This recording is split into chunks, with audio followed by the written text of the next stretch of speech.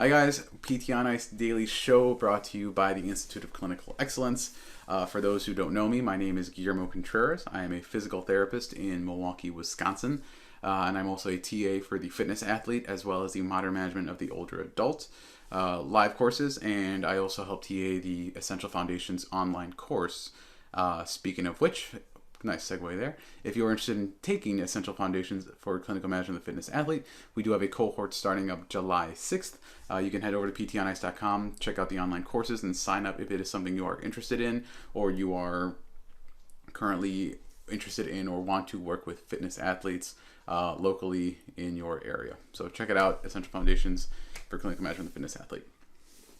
So today I'm talking about a topic that is a little bit closer to the heart for me, being kind of exposed to right away after I graduated from physical therapy school in a very, very heavy workers' compensation area, as well as just seeing a lot of blue-collar workers, a lot of Hispanic and Latino community, and also growing up in a household where my parents, more specifically my mom, worked to the bone basically to provide for myself, my brother, and just ensure that we had like a really strong future and things like that. And the topic is when fitness forward is the goal but may not necessarily be the priority.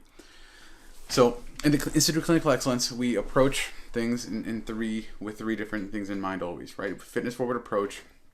We want to be manual therapy skilled. We want to be psychologically informed.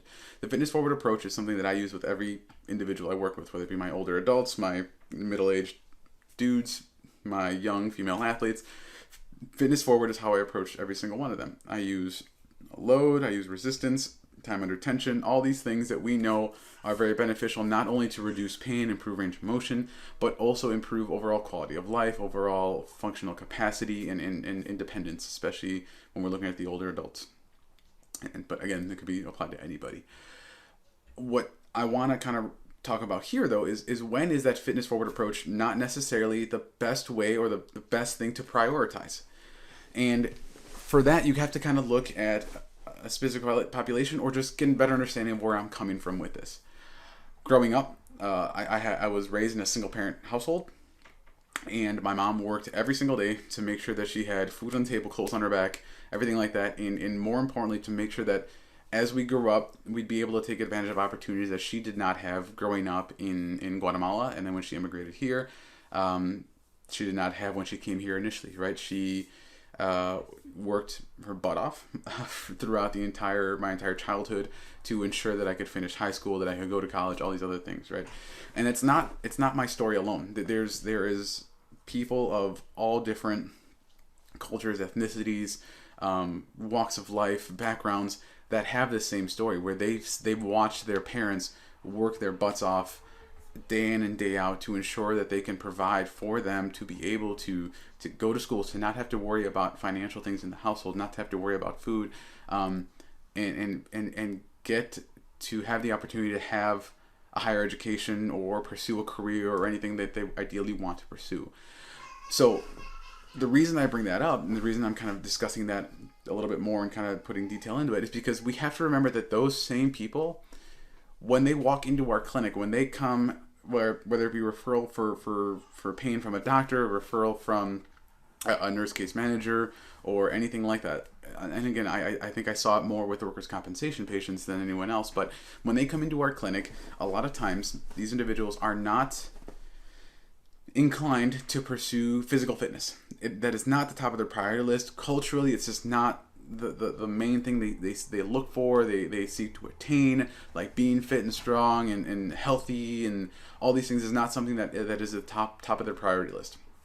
Their priorities are, I guess you could say, it's their family first and foremost, right? It's their family, it's their faith, it's their wellness, it's their home, it's these things. It's ensuring that they have are able to provide for their family, for their loved ones. So when we get these individuals in the clinic, it's very important right off the bat when you start that evaluation, when you start talking to them, when you start discovering kind of what's going on, we still do everything the same, right? We're still using the patient symptom modification patient symptom behavior model to kind of understand, okay, where is your pain? Where is it coming from? What could be causal? Let's get this hypothesis. Let's look at this. Let's break these things down. Let's get these subjective asterisk signs. Let's get these functional asterisk signs. Boom, we're still going to do all that.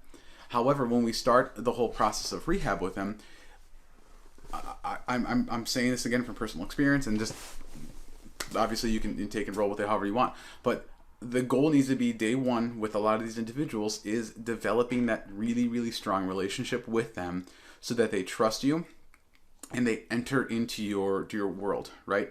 You need to be able to communicate with them, talk with them, share with them, and they need to trust you.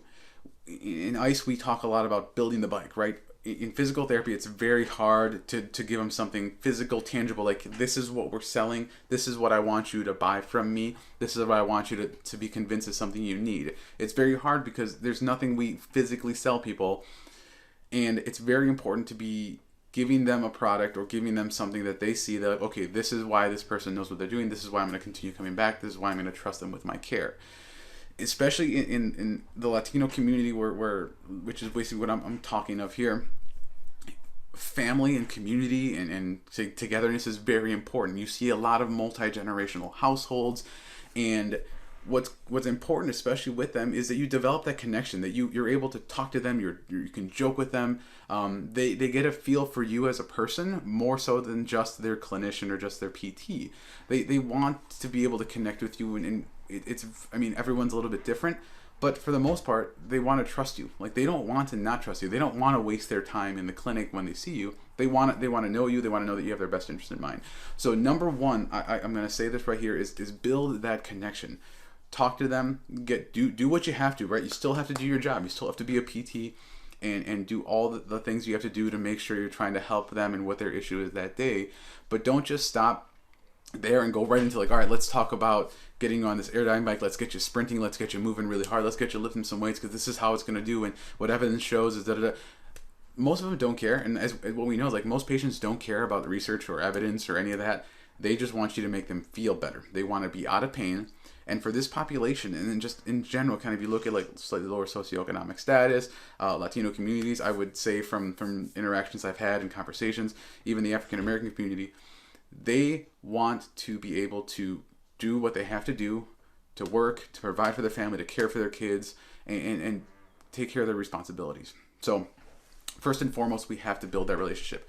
They have to buy into you as the clinician, that you are there for them, and you're not there to service, again, like the nurse case manager or the physician or even the job they work for. You're not there to make sure that you're good enough, go back to work, don't really care if you're actually in pain or not. Like, you have to get buy-in from them. So they have to buy into you first and foremost.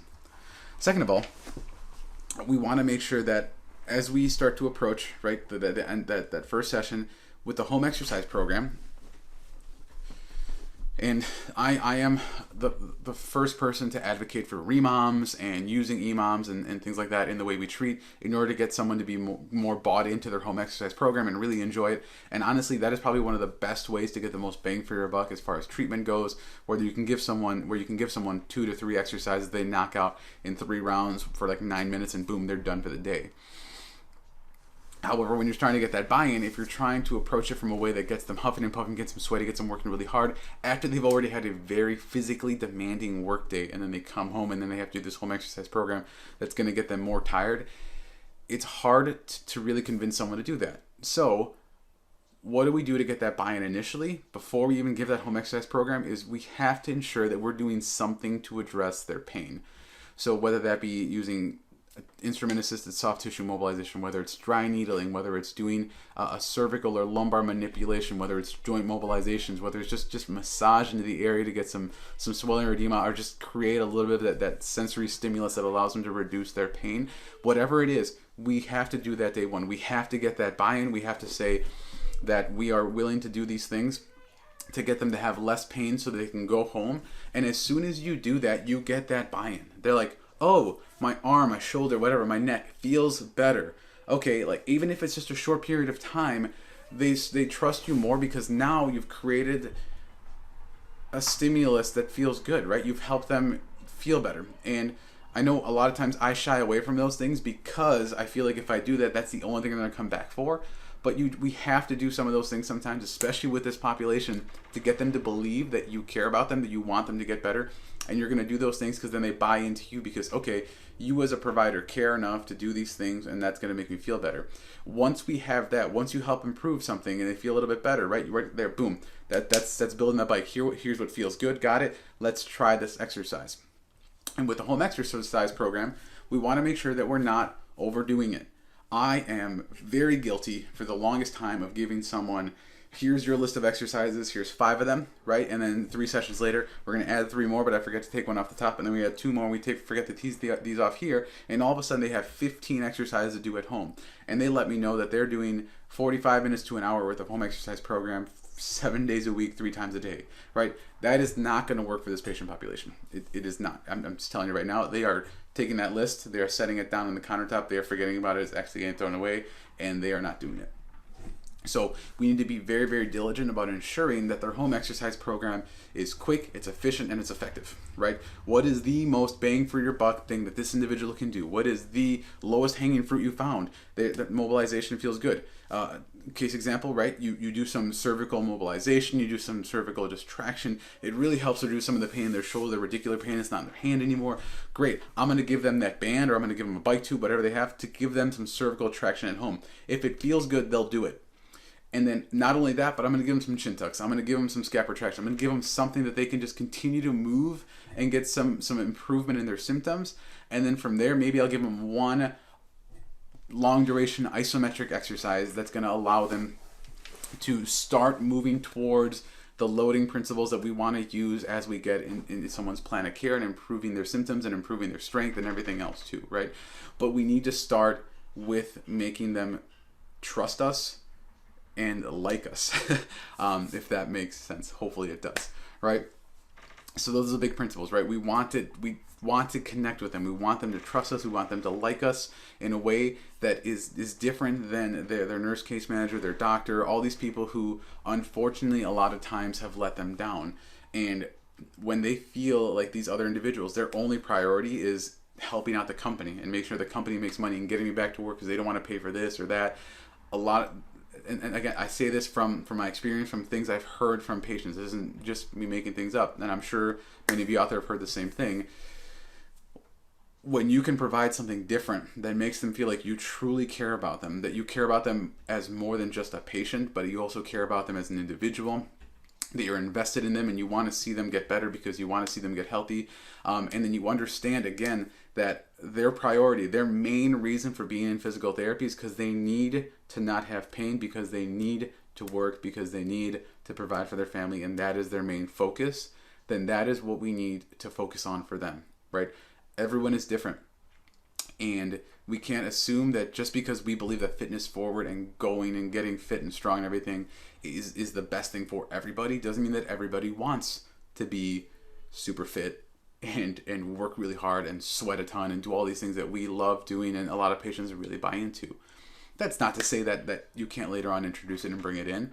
But when you start with these patients, especially in kind of the more blue collar, lower socioeconomic status, for example, like the Latino community, a lot of times, especially if you're looking at someone who immigrated here from another country, they started working here right away, they have kids they're trying to provide for and take care of their family, you can plant that seed. And I think it's very important that we do that, that we show them that, hey, exercise and things like this will help you feel better, will get you stronger. This approach we're doing is so that you can get to a point where you can do all these things and not risk injury as much, or just reduce the risk of injury, right? But we need to make sure that it's something that maybe we plant that seed, but our whole emphasis is not on fostering only that. We need to get them better. We need to get them out of pain and help them be able to work. So I guess my main message there is, right, make sure that when you're working with this patient population where fitness forward should be and always I feel should always be the end goal. We're trying to get them to use these principles, get stronger, to feel healthier, to work hard, to be able to improve their overall quality of life. The priority, especially when you're starting out with them, should be primarily and wholeheartedly focused on building that really strong connection with them, their relationship, so they buy into you as a clinician, and ensuring that we're doing everything we can to sell ourselves and our skill set to them so they believe and trust us even more, right? Build that bike from the start. They may not be looking for a mountain bike. They might just be looking for, I don't know, like a cheap speed bike. I don't know bikes at all, so whatever. Like if you're trying to sell them a mountain bike and they just want like a 2-speed pedal bike or a BMX trick bike, or again, don't know bikes, you need to provide that for them, right? So we need to understand that while fitness forward, it should be our goal. It's something we seek to attain with every patient. Every patient's goals and what they see as what they need to foster independence and foster growth and foster I don't even know what I meant by that, but whatever they need, we need to provide that as clinicians, right? So just keep that in mind. Again, if you have any questions, sometimes I ramble, and this is my first time doing PT on Ice, so hopefully that made sense. And if you have questions, feel free to comment below. Thank you so much for watching. Have a great Monday, and enjoy your weeks, guys. Hey, thanks for tuning in to the PT on Ice Daily Show. If you enjoyed this content, head on over to iTunes and leave us a review. And be sure to check us out on Facebook and Instagram at the Institute of Clinical Excellence. If you're interested in getting plugged into more ICE content on a weekly basis while earning CEUs from home, check out our virtual ICE online mentorship program at ptonice.com. While you're there, sign up for our Hump Day Hustling newsletter for a free email every Wednesday morning with our top 5 research articles and social media posts that we think are worth reading. Head over to ptonice.com and scroll to the bottom of the page to sign up.